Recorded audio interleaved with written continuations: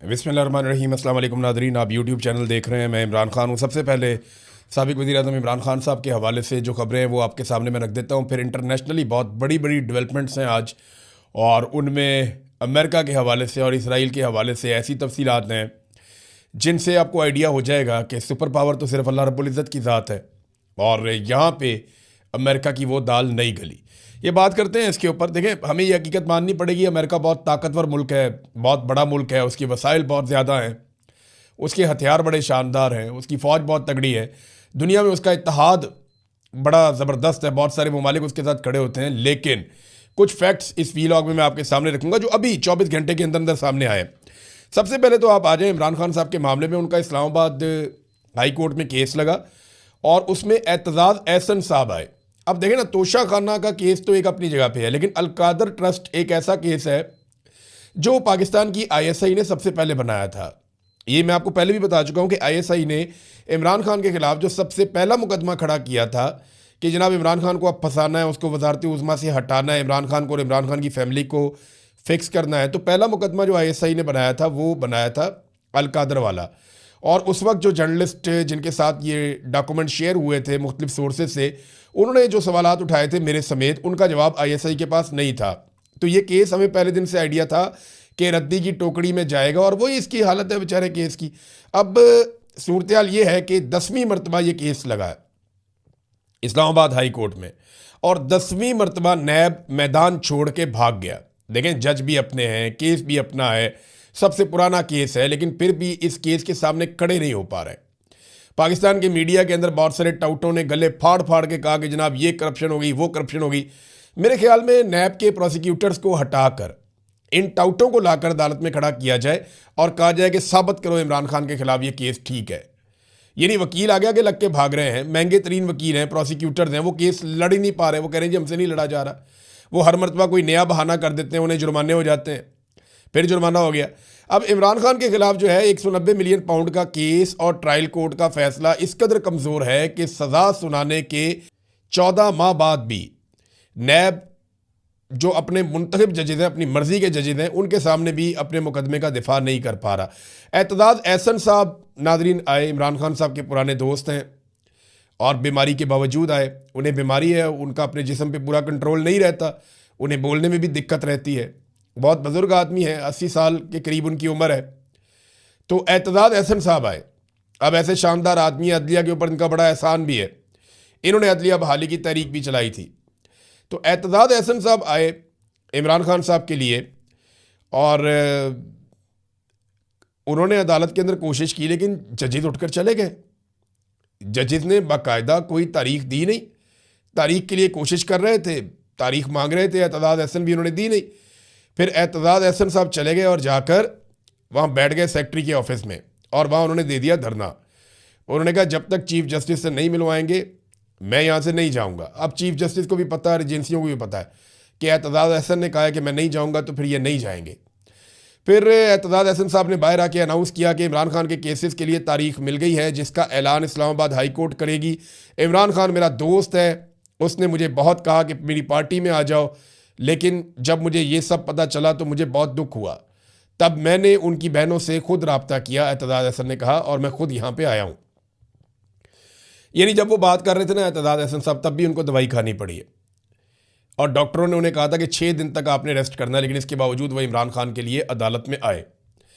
लेकिन जजेज इंसाफ देने के लिए तैयार नहीं है, पता नहीं कब की तारीख देंगे, क्या करेंगे। लेकिन एक बात तो पक्की है, जो आसिम मुनीर साहब और नवाज शरीफ चाहते हैं, जरदारी भी यही चाहते हैं, फजल रहमान की भी यही ख्वाहिश है, MQM भी यही चाहती है, ANP तो पहले दिन से यही चाहती है कि इमरान खान किसी तरह भी नीचे आ जाए।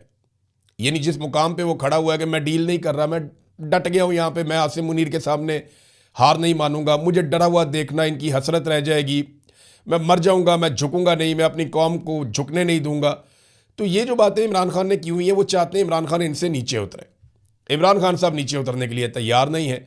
अब यहाँ पे इमरान खान साहब के वकील सलमान सफदर ने जब दलाइल शुरू किए तो उन्होंने कहा कि मेरे क्लाइंट साबिक वज़ीर-ए-आज़म इमरान खान ने मुझे मेडिकल ग्राउंड पर दलाइल देने से रोक दिया है, तो मैं मेडिकल ग्राउंड को बुनियाद बनाकर दलाइल नहीं दूंगा। आप अंदाज़ा करें, इमरान खान की फैमिली कह रही है कि मेडिकल बुनियादों पे इमरान खान साहब को बाहर निकाला जाए, ये किया जाए, लेकिन इमरान खान मेडिकल बुनियाद पे बाहर आने के लिए तैयार नहीं है। वो अपना इलाज जेल के अंदर रहते हुए करवा रहे हैं। उनकी आंख के साथ जो भी खेल खेला गया, उनकी फैमिली को भी नहीं मिलवाया जाता, डॉक्टरों को भी नहीं मिलवाया जाता, तो ये तो नहीं हम कह सकते कि क्या किया गया, लेकिन कुछ तो ऐसा किया गया जिससे उनकी एक बिनाई मुतासिर हो गई, एक आंख ज़ाया हो गई। तो इस पे जो है वो इमरान खान साहब अभी तक, इस स्टेटमेंट से आपको अंदाज़ा हो जाना चाहिए कि वो शख्स कितना असाबी तौर पे मजबूत है और उसने जो कहा वो उसके ऊपर पहरा दे रहा है कि नहीं, मुझे कोई नवाज शरीफ नहीं बनना, जरदारी नहीं बनना। देखिए, जो नून लीगी वुज़रा है वो रोज़ाना की बुनियाद पे टीवी पर आकर कहते हैं कि एक लिख कर तो दे दें कि हम अस्पताल जाना चाहते हैं, और भाई लिख कर तो दे दें कि हम बनी गाला शिफ्ट होना चाहते हैं, एक कागज़ तो दे दें लिख कर। वो लिख कर नहीं देते, इन्हें एक कागज़ चाहिए ऐसे दिखाने के लिए कि ये देखें जनाब बीमारी का बहाना, ये देखें जनाब इमरान खान साहब जो हैं वो जाना चाहते हैं बनी गाला, ये देखें जनाब इमरान खान जाना चाहते हैं जनाब अस्पताल। क्योंकि इमरान खान एक फिट आदमी है, उसने बाद में एक्सरसाइजेज करनी है, और वो अभी भी डॉक्टर्स ने बताया कि वो बहुत फिट थे इमरान खान साहब जब आए अस्पताल में। सिर्फ उनकी आंख का एक इशू है बड़ा सीरियस, लेकिन फिजिकली तो वो बहुत फिट है। तो बाद में उनको दिखाकर ये कहेंगे देखो जी बीमारी का बहाना बनाया इमरान खान ने, तो इमरान खान उन्हें कोई ऐसा कागज़ देना नहीं चाहते और ना वो देते हुए दिखाई दे रहे हैं। अब आ जाए नाजरीन बैनुल-अक़वामी मामलात की तरफ। डोनाल्ड ट्रंप ने एक मरतबा फिर बयान दिया है कि वो ईरान के साथ बात करना चाहते हैं। बयान एग्जैक्टली क्या है मैं आपको बताता हूँ। वो ये कह रहे हैं ये मुमकिन है कि मैं ईरान से बात कर लूँ। डोनाल्ड ट्रंप, यानी एक दिन डोनाल्ड ट्रंप का स्टेटमेंट होता है कि मैं ईरान से बात करना चाहता हूँ, मेरी ईरान से बात करवाई जाए, मैं जंग बंद करना चाहता हूँ। अगले दिन स्टेटमेंट होता है नहीं, ईरान ने बहुत देर कर दी है। फिर एक दिन स्टेटमेंट होता है कि जनाब हमें जहाज़ डबोने का मज़ा आ रहा है, हम बहरी जहाज़ों को समंदर के अंदर डबो रहे हैं, बड़ा फ़न हो रहा है इसमें। अगले दिन होता है नहीं नहीं, हमें हर हाल में जो है वो मामला जो है वो हल की तरफ लेकर जाना, मैं बात करने के लिए तैयार हूँ। ये हो क्या रहा है? देखिए, इसराइल से भी ऐसी आवाज़ें आ रही। मसला ये है कि अमेरिका और इसराइल थकने लगे हैं। उन्होंने खुद को एक ऐसी लड़ाई में फंसा दिया है जिसका उन्हें बिल्कुल अंदाज़ा नहीं था। अमरीकी थिंक टैंक्स ये बता रहे हैं कि अमेरिकन अंदाजे और तखमीने गलत साबित हुए कि ईरान कितनी जल्दी ढेर हो जाएगा, बल्कि ईरान ने हैरान कुन हद तक रेजिलियंस शो कर दी है और अब सूरत हाल ईरान के कंट्रोल में है। इन्होंने लड़ाई शुरू तो कर दी, लेकिन अब ये कंबल को छोड़ते हैं और कंबल इन्हें नहीं छोड़ता। ये सूरत हाल पैदा हो चुकी है। और दूसरी जानिब जो इराकची हैं वज़ीर ख़ारजा ईरान के, उन्होंने कैटेगोरिकली कहा कि कोई इम्कान नहीं है कि अमेरिका के साथ हम बातचीत करें। उसकी वजह वो ये बताते हैं कि अमेरिका ने हमें धोखा दिया है। हमारे साथ अमेरिका की बातचीत जारी थी, हमसे वादा किया गया कि अमेरिका हमला नहीं करेगा, मगर इसके बावजूद हमला कर दिया गया, तो अमेरिका काबिल भरोसा रहा नहीं। देखिए, होनी तो बातचीत है और बातचीत के ज़रिए मसले का हल निकलेगा एंड में। तो वो बातचीत कौन करेगा? अब ईरान अमेरिका के साथ तो बातचीत करता नहीं, यानी अमेरिका ने अपनी वो वक़्त और हैसियत खो दी है जो उसकी थी। अब अमेरिका बात किससे करेगा? रशिया से, चाइना से, तुर्की से, पाकिस्तान से बात कर सकता है। पाकिस्तान अमरीकी नुमाइंदे के तौर पे ईरान से बातचीत कर सकता है। वो कैसे? शहबाज शरीफ साहब को एक दिन पहले इजाज़त दी गई और उन्होंने सबसे पहले जो है वो नए सुप्रीम लीडर को मुबारकबाद दी। नए सुप्रीम लीडर के बारे में इत्तलात हैं कि वो ज़ख्मी हैं, लेकिन वो महफूज हैं और कुछ ज़्यादा बड़ा मसला नहीं है। लेकिन उनके बारे में ये इत्तलात ईरान में से आ रही हैं कि वो